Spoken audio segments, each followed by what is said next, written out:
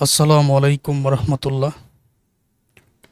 Chapter valuation of গুডউইলের 6 নম্বর ক্লাসে সবাইকে স্বাগত। মূল আলোচনায় যাচ্ছি। ম্যাথটা খুবই গুরুত্বপূর্ণ, একটু মনোযোগ দাও। টোটাল অ্যাসেটস, মোট সম্পদের পরিমাণ 75 লক্ষ টাকা, হুইচ ইনক্লুড, যেখানে অন্তর্ভুক্ত আছে, এই 75 লক্ষ টাকার মধ্যে অন্তর্ভুক্ত আছে গুডউইল 5,75,000। আমরা তো জানি যে গুডউইলটাও একটা সম্পদ, তাই না? তো এই 75 লক্ষ টাকার মধ্যে গুডউইল আছে 5,75,000 টাকা, ডিসকাউন্ট অন শেয়ার 3 লক্ষ টাকা। শেয়ার ইস্যু করতে গিয়ে ডিসকাউন্ট পাওয়া হয়েছে, যেহেতু ডিসকাউন্ট পাওয়া হয়েছে তাহলে এটা সম্পদ। তবে সরাসরি গুডউইল আর ডিসকাউন্ট অন শেয়ার দেওয়া থাকলে ক্যাপিটাল এমপ্লয়েডের মধ্যে আসে না। আজকের অঙ্কের মধ্যে অনেক কিছু আলোচনা করে বোঝাতে হবে। ধরে নিতে পারো কঠিন অঙ্কের মধ্যে এটা একটা। তবে 1 সেকেন্ডও না টেনে যদি ক্লাসগুলো দেখো, যখন ক্লাসটা শেষ হয়ে যাবে ঠিক তখনই তোমাদের মনে হবে আমি যা আলোচনা করেছি সবই বুঝতে পেরেছ। সহজে বোঝার জন্য আমি একটু ধীরে ধীরে কথা বলছি। আবার এখানে ইনভেস্টমেন্টও আছে, টোটাল 15,75,000 টাকা। আমরা তো জানি ইনভেস্টমেন্ট এটাও সম্পদের মধ্যে পড়ে। ক্যাশেড ব্যাংক আছে 2 লক্ষ টাকা, ক্যাশ ইন হ্যান্ড আছে 1 লক্ষ টাকা। Market value of investment amount two টাকা 18 লক্ষ, অফ হুইচ টাকা 3 লক্ষ রিপ্রেজেন্ট আইডিয়াল ফান্ড। এই যে ইনভেস্টমেন্টের টাকা 15,75,000 আছে না, এই যে ইনভেস্টমেন্ট 15,75,000 আছে না, এটার বর্তমান বাজার মূল্য হচ্ছে 18 লক্ষ টাকা। আবার ওই 18 লক্ষ টাকার মধ্যে 3 লক্ষ টাকা আইডিয়াল ফান্ড, মানে নিষ্ক্রিয়। নিষ্ক্রিয় এটার আরেকটা নাম হচ্ছে নন ট্রেডিং ইনভেস্টমেন্ট। তো এটা তো তোমরা আগে থেকেই চিনো, নন ট্রেডিং ইনভেস্টমেন্ট কি এটা আগে থেকে চিনো। আচ্ছা, তারপরেও আমি আবারও ব্যাখ্যা করব, সমস্যা নেই। দি কোম্পানির short term loan amounted to টাকা 11,25,000। শর্ট টার্ম লোন মানে স্বল্পমেয়াদী দায়, এটা আবার চলতি দায়ের মধ্যেও পড়ে। কারেন্ট লাইবিলিটি, ক্যাপিটাল এমপ্লয়েড এটা আসবে। তারপর লং টার্ম লোন অ্যামাউন্টের টাকা 5,75,000। মর্টগেজ বা বন্ধকি ঋণ 9,75,000। তো তোমাদের একটা কথা বলি, যারা ফার্স্ট ইয়ারের আমার ওই 2টা ক্লাস দেখেছো তারা ভালো করেই জানো যে দীর্ঘমেয়াদী দায়, যেমন ধরো ডিবেঞ্চার, বন্ড, এটা বলেছিলাম, এটার ইন্টারেস্টটা প্লাস হয়, আমরা জানি।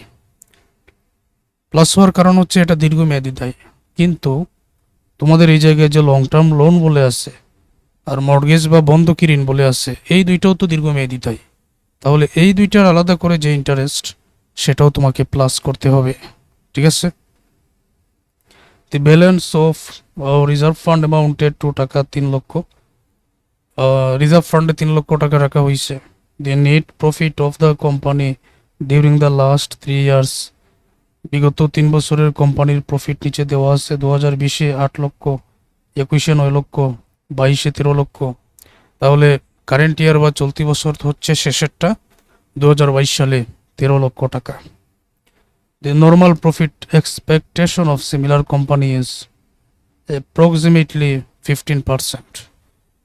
যে সমজাতীয় অন্যান্য যে কোম্পানি, এটা আয়ের হার 15% দিচ্ছে। তো আমরা তো জানি আয়ের হার, এটার আরেকটা নাম হচ্ছে কি, NRR, normal rate of return. Find out the value of goodwill of the company, make reasonable assumption where necessary. তো কোম্পানির গুডউইল নির্ণয় করার জন্য বলা হয়েছে, কোন পদ্ধতিতে গুডউইল নির্ণয় করতে হবে সেটা বলা নাই।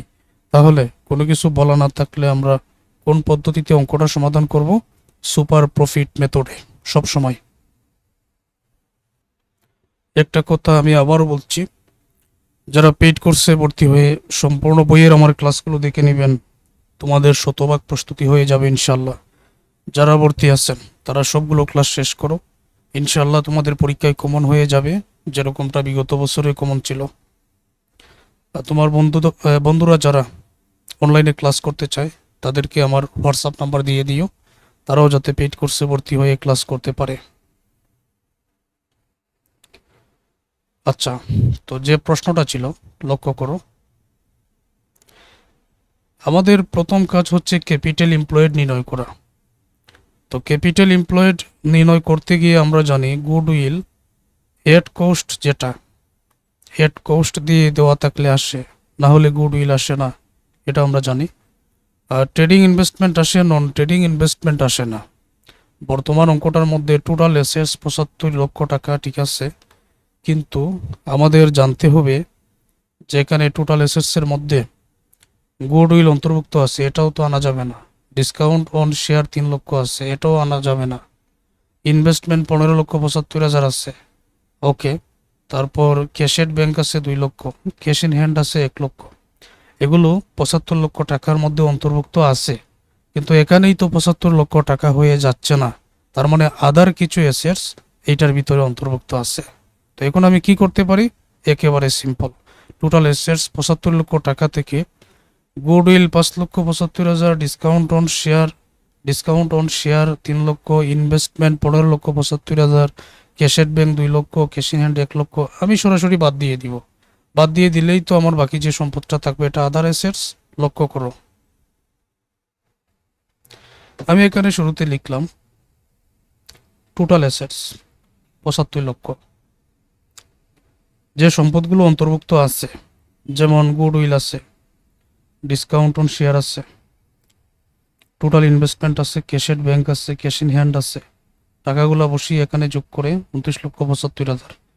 উপরের 75 লক্ষ থেকে এটা যদি বিয়োগ করে দেই তাহলেই তো আদার অ্যাসেটস 45,25,000 আমরা এখানে খুব সহজে পেয়ে গেলাম, তাই না? আদার অ্যাসেটস আমরা বাইর করে নিলাম। আচ্ছা, তারপরে তাহলে ক্যাপিটাল এমপ্লয়েড এটার কাজটা করে নেই। তো নিয়ম তো আমরা ভালো করেই জানি, যাবতীয় সম্পদের বর্তমান মূল্যটা আর কারেন্ট লাইবিলিটি বাদ দিয়ে দিলেই তো হয়ে যায়, ওকে।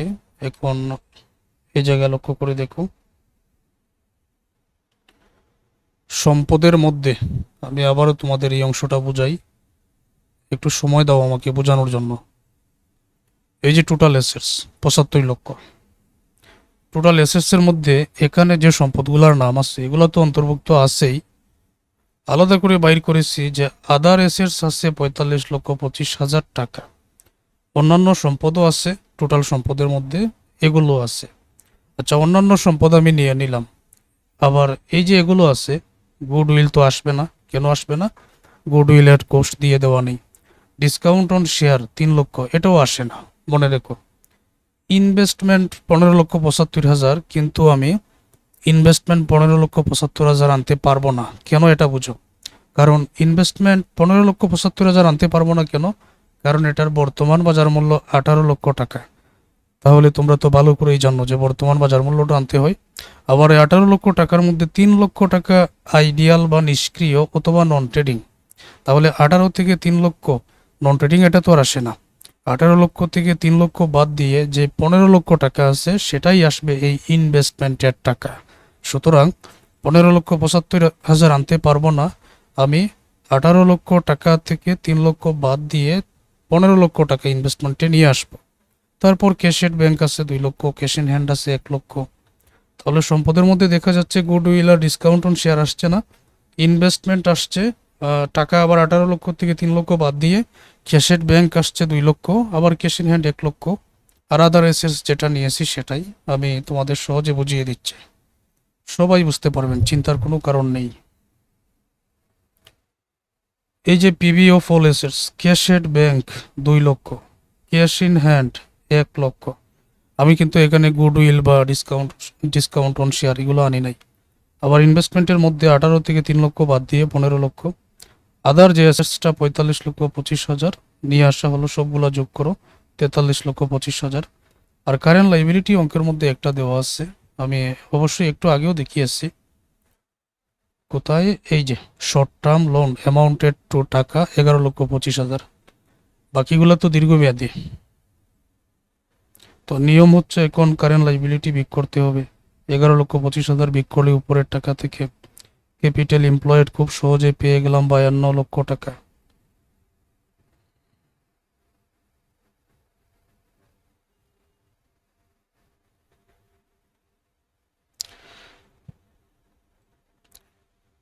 আমি আশা করছি এই নিয়মগুলো তোমাদের না দেখালেও চলবে, তারপরও দেখাচ্ছে। এই যে এভারেজ ক্যাপিটাল এমপ্লয়েড এখন নির্ণয় করতে হবে, তো শুরুতে আনতে হবে capital employed. Half of current year প্রফিটের জন্য কারেন্ট ইয়ার প্রফিট আনতে হবে।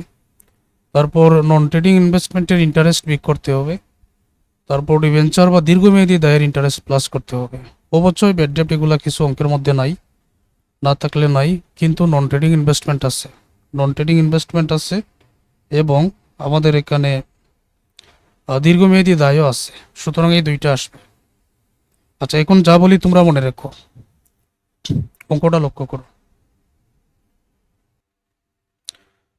অঙ্কটার মধ্যে বলা হয়েছে market value of investment amount two টাকা 18 লক্ষ। এই যে 15,75,000 টাকা ইনভেস্টমেন্ট, যেটা টোটাল সম্পদের মধ্যে অন্তর্ভুক্ত ছিল, এটার বর্তমান বাজার মূল্য 18 লক্ষ টাকা। আর 18 লক্ষ টাকার মধ্যে 3 লক্ষ টাকা হচ্ছে আইডিয়াল ফান্ড, মানে নন ট্রেডিং ইনভেস্টমেন্ট। এখন আমি এই সরাসরি 3 লক্ষ টাকা লিখতে পারবো না, কারণ এই 15,75,000 সম্পদের উপর ভিত্তি করে আমি দেখবো যে 3 লক্ষ টাকার ওই সম্পদের অনুপাত অনুযায়ী মূল্যটা কত হয়। অনেকে হয়তো বুঝতে পারছো না, আমি বুঝিয়ে দিচ্ছি। যেমন আমরা যে ক্যাপিটাল এমপ্লয়েড এখন পর্যন্ত করেছি, এই সম্পদের অনুপাতে, এই যে 15,75,000 টোটাল সম্পদের মধ্যে ছিল, এইটার অনুপাতে আমাদের নিতে হবে। তো এই 15,75,000কে 18 লক্ষ দ্বারা ভাগ করে 3 লক্ষ দ্বারা গুণ করলে বর্তমান ওইটার অনুপাতে নন ট্রেডিং ইনভেস্টমেন্ট সরাসরি চলে আসে। আচ্ছা, এটা আমি তোমাদের একটু পরে দেখাচ্ছি। তো রানিং ইয়ারের মানে 2022 সালের প্রফিট, এই যে profit, net profit of the company during the last 3 ইয়ার, তো 2022 সালের 13 লক্ষ। আচ্ছা, তারপর নন ট্রেডিং ইনভেস্টমেন্ট, এটার তো ইন্টারেস্টের হার দেওয়া নেই, তো হার যেহেতু দেওয়া নেই, এখন কি করব, তখন এটা নিয়ম আছে, হার যেহেতু দেওয়া নেই তুমি ধরে নিতে পারো 10%, যে কোনো অঙ্কের মধ্যে ধরে নিতে পারো 10%। তারপর এই যে দীর্ঘমেয়াদী দায়, যেটা তোমার এই অঙ্কটার মধ্যে আছে, একটা হচ্ছে long term loan amount two টাকা 5,75,000, মর্টগেজ আরও 9,75,000। এই দুইটা যোগ করব, যোগ করে এইটার উপরে আমরা কি পরিমাণ ইন্টারেস্ট নিব, তখন উত্তর হলো দীর্ঘমেয়াদী দায়ের উপরে 6% হার ধরা যায়, এটা ধরার নিয়ম আছে। দীর্ঘমেয়াদী দায়ের উপরে 6% আর নন ট্রেডিং ইনভেস্টমেন্টের উপরে 10% ধরা যায়। অঙ্কটার মধ্যে করের হার দেওয়া নেই, ট্যাক্স রেটও দেওয়া নেই। ট্যাক্স রেট দেওয়া না থাকলে তখন নিয়মটা হচ্ছে 40% ধরে নিতে হবে, 40% ধরে নিতে হবে, ঠিক আছে। আচ্ছা, এতটুকু আগে করি। প্রথমত ক্যাপিটাল এমপ্লয়েড, এভারেজ ক্যাপিটাল এমপ্লয়েডটা উপর থেকে আগে নিয়ে আসলাম, এগুলো তো আর দেখাতে হচ্ছে না, তোমরা তো ভালো করেই জানোই যে ক্যাপিটাল এমপ্লয়েড তো এখানেই থাকবে, পরের ক্লাসে আর দেখাবো না। Half of current year profit, তো এই জায়গায় আছে প্রফিট ফর দ্য ইয়ার 13 লক্ষ, মানে চলতি বছরে যেটা। আর নন ট্রেড ইনভেস্টমেন্টের ওই 15,75,000কে 18 লক্ষ দ্বারা ভাগ 3 লক্ষ দ্বারা গুণ, তখন ওই সম্পদের অনুপাতে, ইনভেস্টমেন্টের অনুপাতে 2,62,500 হয়।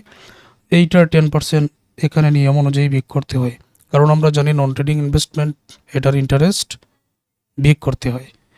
তো 2,62,500 10% এত interest long term loan and mortgage, মানে দীর্ঘমেয়াদী যেটা, দুইটা যোগ করে তো এই টাকাটা, এটা 6% ধরে নিতে হয়, টাকাটা আবার এটা প্লাস হয়ে যায়।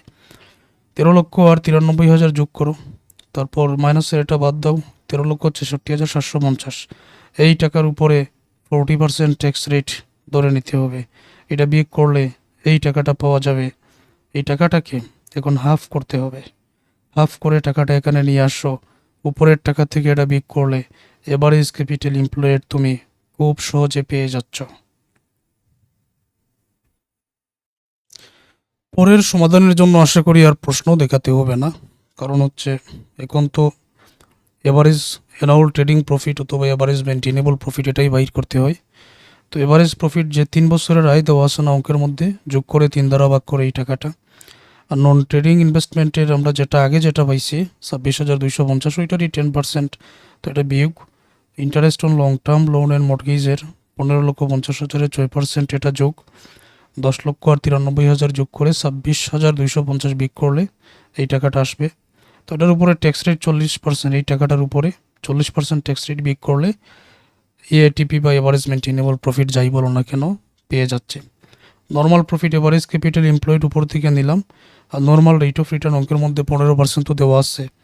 এই হলো উত্তরটা। সুপার প্রফিট এআরটিপি যেটা ওই এই মানটা, এআরটিপি থেকে এই যে নর্মাল প্রফিট যেটা পাইছে এটা বিয়োগ করে দিলে দেখা গেছে যে মাইনাসের মানটা চলে আসে। তো যেখানে সুপার প্রফিটের বাংলা অর্থ অতি মুনাফা, অতিরিক্ত কোনো মুনাফাই নেই, উল্টো এখানে লস, তাহলে তো এখানে আর কোনো গুড উইল বা সুনাম আসার কথা না। তো since super profit is negative, যেহেতু সুপার প্রফিটটা নেগেটিভ, so there is no good will, এখানে কোনো গুড উইল নেই।